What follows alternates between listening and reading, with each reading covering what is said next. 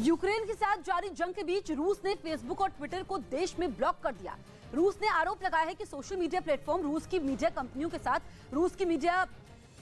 के साथ भेदभाव रवैया अपना रहा है। साथ ही रूस सरकार ने सेना को लेकर फर्जी खबर फैलाने वालों पर सख्त कार्रवाई का मन बनाया है। इससे जुड़े एक आपराधिक कानून पर पुतिन ने हस्ताक्षर किए हैं, जिसके तहत 15 साल तक की कैद हो सकती है।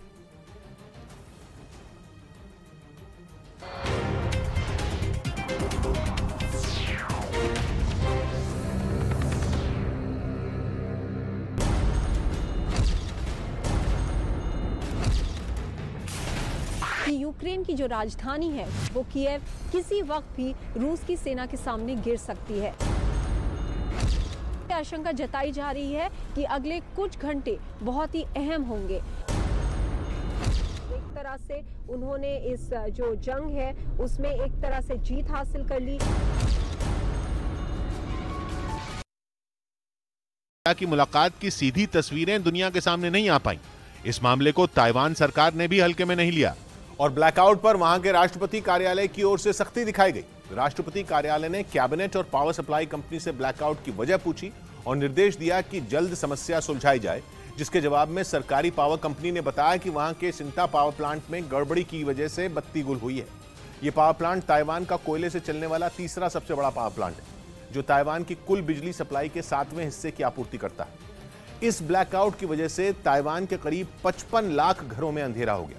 राजधानी ताइपे पर इसका सीधा ज्यादा असर पड़ा और लोग सुबह 9 बजे से ही बिजली संकट से जूझते रहे। हालांकि बाद में खबर आई कि इस समस्या को काफी हद तक सुलझा लिया गया है, लेकिन तब तक चाई और पोम्पियो की मुलाकात खत्म हो चुकी थी और बिजली नहीं होने से इसका सीधा प्रसारण नहीं हो पाया, जो मौजूदा हालात में ताइवान के लिए बुरी खबर है, क्योंकि माना जा रहा है कि दोनों नेताओं की मुलाकात चीन को यह समझाने के लिए थी कि उसका ताइवान हथियाने का सपना सच नहीं होने वाला। लेकिन ठीक उसी समय लाइट चली गई। पोम्पियो के ताइवान पहुंचने से एक दिन पहले ही 5 अमेरिकी अधिकारियों का एक प्रतिनिधिमंडल भी ताइवान पहुंचा था, जिसके बारे में पता चलते ही चीन तड़पने लगा था। वो चीखने लगा था। बौखलाहट में उसने अमेरिका को यह धमकी तक दे डाली थी कि इसकी अमेरिका को भारी कीमत चुकानी पड़ेगी और इसीलिए ताइवान में ब्लैकआउट की वजह से फैले अंधेरे को युद्ध की आहट समझा जा रहा है। जब से यूक्रेन में रूस ने बम बरसाए हैं, तब से ताइवान परेशान है। उसकी रातों की नींद उड़ चुकी है। उसे पता है कि चीन गिद्ध की तरह घात लगाए बैठा है और मौका मिलते ही वो ताइवान में यूक्रेन की कहानी दोहरा सकता है। ताइवान की परेशानी से अमेरिका भी अनजान नहीं है, इसीलिए उसने अपना प्रतिनिधिमंडल ताइवान भेजा। वहां के पूर्व राष्ट्रपति ट्रंप तो खुलकर यह बात कह चुके हैं कि चीन के इरादे नेक नहीं है। China is threatening Taiwan. Russia is decimating Ukraine. यही नहीं है, एक इंटरव्यू में तो ट्रंप ने यह तक बोल दिया कि इसमें कोई शक नहीं है कि चीन ताइवान पर हमला करने जा रहा है। वैसे ट्रंप ही नहीं, जापान के पूर्व पीएम शिंजो आबे भी ये डर जता चुके हैं। यूक्रेन युद्ध के पहले ही दिन चीन के 9 लड़ाकू विमान ताइवान की सीमा में घुस गए थे।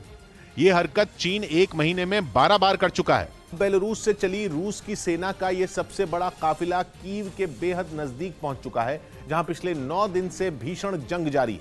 रूस लगातार वहां मिसाइलों से हमले कर रहा है और रूसी मिसाइल के ऐसे ही हमले ने वहां एक इमारत को तबाह कर दिया। उसका एक हिस्सा टूटकर सड़क पर गिर गया, जबकि बाकी बची हुई इमारत में आग लग गई। वहां से निकले धुएं ने पूरे इलाके को अपनी चपेट में ले लिया। इस दौरान वहां पहुंचे दमकल कर्मियों ने आग बुझाने की कोशिश की, लेकिन वक्त के साथ आग और भड़कती गई, जो थोड़ी ही देर में पूरी इमारत में फैल गई। हालांकि बाद में बिल्डिंग में लगी आग को बुझा लिया गया। उधर रूस और यूक्रेन का युद्ध महायुद्ध में। यूक्रेन छोड़कर भागने की खबरों के बीच सामने आए जेलेंस्की यूरोप के कई शहरों की जनता को वीडियो लिंक के जरिए किया संबोधित। जेलेंस्की बोले, युद्ध के परिणाम पर निर्भर है यूरोप का भविष्य। महायुद्ध के 10वें दिन रूसी सैनिकों के हमले तेज। कीव की चौतरफा घेरेबंदी, खार्किव में सबसे ज्यादा तबाही। खेरसोन पर पूरी तरह से कब्जे का रूस का दावा। वाराणसी में मतदान से पहले पीएम ने किया रोड शो। काशी विश्वनाथ मंदिर में पूजा के बाद लोगों का किया अभिवादन।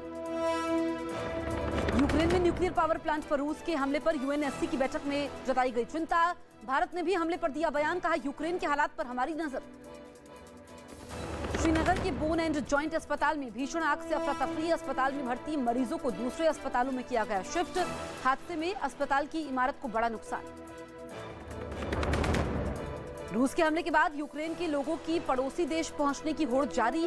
लाखों लोग पलायन कर पहुंचे पोलैंड की सरकार ने रिफ्यूजी सेंटर में किए कई इंतजाम। न्यूज 18 की टीम ने किया रिफ्यूजी सेंटर का दौरा। रूस की सोशल मीडिया प्लेटफॉर्म पर बड़ी कार्रवाई। फेसबुक और ट्विटर पर देश में लगाई रोक। रूस की सरकारी मीडिया से भेदभाव का लगाया आरोप।